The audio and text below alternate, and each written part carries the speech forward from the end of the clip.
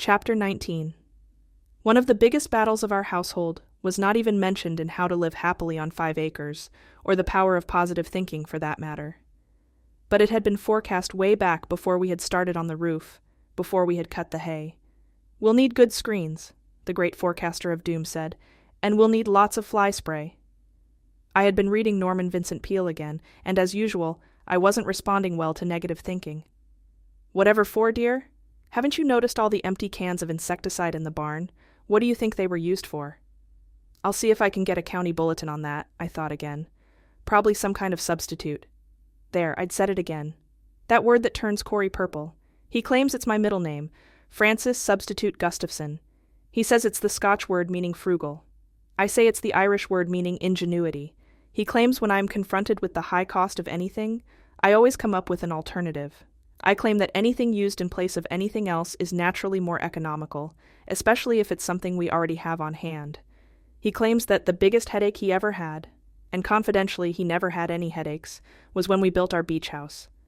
While he was getting building materials, I was at a used lumber sale, changing his plans. Substitute plan for beach house by F. Substitute Gustafsson for the roof. You use some siding, for the siding you use a door, for the door you use some rafters, for the rafters you use some floor, for the floor you use some studs, for the studs some window pane, for the windows use some roofing. Shall we go over it again? That afternoon, Corey fetched screens from out of the barn and secured them to the windows, making disparaging remarks about the man who made them. I listened with patience when he asked me to get some bug bombs next time I went into town. I looked at them casually on my next trip. $1.95 for a bug bomb? Ridiculous. Of course, I knew we'd have flies. Everybody does. And we'd probably have more than we'd had in town. Like Corey said, where there's animals, there's flies. Maybe 8 or 10 dozen a summer. The first fly of the year came as I expected. He buzzed meekly through the open door, sat down on my pan of freshly baked brownies, and began to sharpen his knife and fork. I waved my hand and said shoo, and he obliged. I told Corey about it. "Yeah?" "I thought maybe I'd call up Mrs. Krause and report that I've spotted the first fly of the season. She's the Happy Valley reporter for the Oregon City paper." "Yeah?" "Maybe they'll publish my picture like they do when someone spots the first robin." "Yeah?" He had heard enough. He walked away. Then suddenly, while my back was turned, it happened. Crawling, marching, zooming down from the sky they came, like the old Chloe song. "Through the black of night I gotta go where you are." Like the whirlwind. Like the plagues of Egypt. Like the mighty hordes from the north called to Armageddon. How they got in, I don't know. Where, I don't know. But they were in, man, in. Hundreds. Thousands. Millions. "What'll we do?" I screamed at Corey. "Like I said, next time you're in town, buy a bug bomb." "But it can't wait that long." "Well then, swat 'em." I hate to swat flies. They squish all over the windows and the walls. And me. But I spent the whole day swatting flies. The more I killed, the more they multiplied. Like angleworms cut in two. Finally, Corey went to town and came home with a grocery bag full of bug bombs. I was appalled. "You don't have to drop a bomb on each one individually, do you?" Corey didn't answer. He had a bomb in his hand, and with one squirt, he began the skirmish which was destined to expand into a summer-long campaign. It was amazing what the mere possession of a weapon did to my normally cool and collected husband. It brought out a militant spirit in him. He was now the general, 5-star, the boss of the whole shebang. Any time, night or day, he might start a new campaign. With his finger on the trigger, he'd charge fiendishly around the house behind a large cloud, directing his fire at everything and everybody. He wouldn't stop until visibility had reached 0. And I, the buck private assigned to the job of sweeping up bodies, was allergic to fly spray. "Stop! I'm on your side! I'm one of your men!" But privates have little communication with generals. In no time my voice was husky. My throat was sore. I knew I had been breathing too much fly spray. It brought back nightmares of my throat problems. I had been singing all my life. My father had taught my sisters and me how to sing and play the ukulele from the time we were just toddlers. We sang at PTA meetings, with Mama accompanying us on the piano. We sang on the radio when I was 9. I was in serious voice training when I was still in grade school. I was in every choir in high school and college. I began singing club dates, Elks Club, and hotel banquets when I was about 17. I left my voice training to go to Alaska, where for 2 years I played and sang 7 nights a week, 7 hours a night. in smoke-filled nightclubs. During the war, I added USO shows at Fort Lewis to my schedule. After we had moved to Portland, I was taking as many club dates as I could get, working mostly for Monty Brooks, the big Portland booking agent.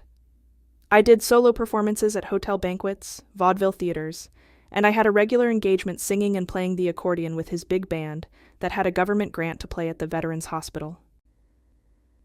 It was then I began having problems with my voice holding up. No one had to tell me that I had abused my voice when I was younger and felt I was bulletproof. And then one day I had such an extreme spell that I coughed up what I at first thought was a large mass of phlegm, but when it got up into my mouth, I was not able to expel it. In desperation, I grabbed hold of it, and then discovered that it was attached by a slim cord. It was, in fact, a growth the size of a large walnut. No matter how much I pulled, I could not get it up. Finally, I simply had to swallow it again. I made an appointment to go to a throat specialist, told him the story, and he looked down my throat and felt alongside my neck and said, "Probably a water cyst that burst. If you have any more problems, come back." But my condition did not improve. I continued to have a sore throat, trouble swallowing, seizures of coughing and vomiting. I began to lose weight. I had no energy. I began spending more and more time in bed. Finally, I had gone to a doctor recommended by my sister-in-law, a nurse.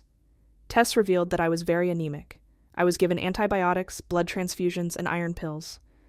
I felt strong again, but within a few days I had to go back for other transfusions. This procedure continued until the doctor, unable to come up with an answer, sent me to a diagnostic specialist.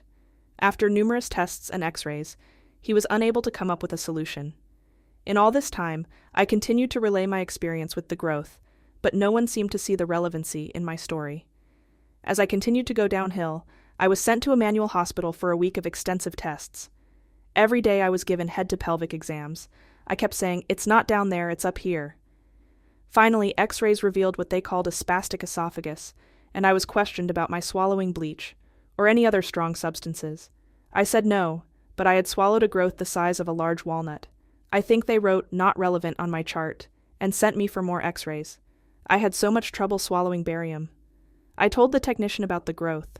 He listened thoughtfully and said, "You know, in a medical journal I saw pictures of natives in Africa who had huge growths hanging out of their mouths.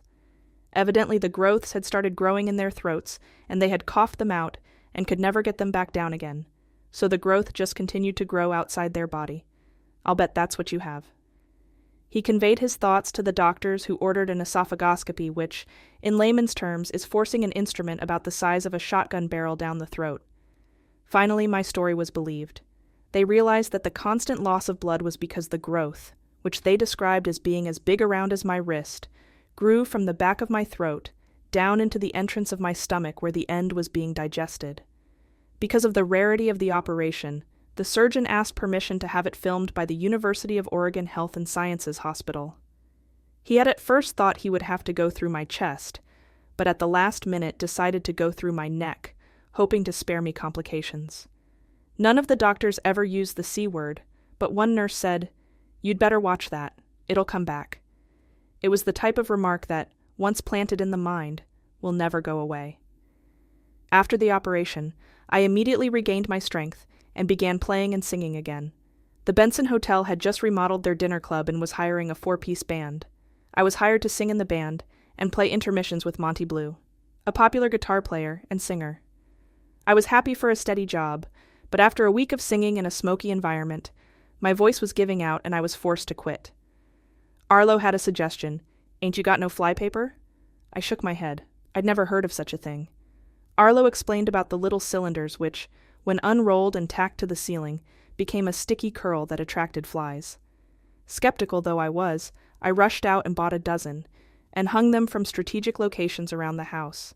I can't say they added to the gracious charm of our home, but they were effective. It was comforting to sit back in my rocking chair and gaze at the papers, knowing there'd always be a fly thrashing and throwing himself around, buzzing at the top of his lungs for his buddies to come quick and help. But flypaper had its hazards, especially in the kitchen where the ceiling was low. In addition to catching flies, it caught people, especially Freya and me with our flowing locks. We spent as little time in the house as possible. At night we slept outside on cots. During the day we sat in the lawn swing. One day, something unusual flew over us. We gripped our swatters ready for action. Freya said, "It's bigger than a fly." It certainly was. It circled several times and then landed in the pasture several blocks below. All together we said, "It's an airplane." It brought Corey out. He said, "That reminds me of a time in Norway."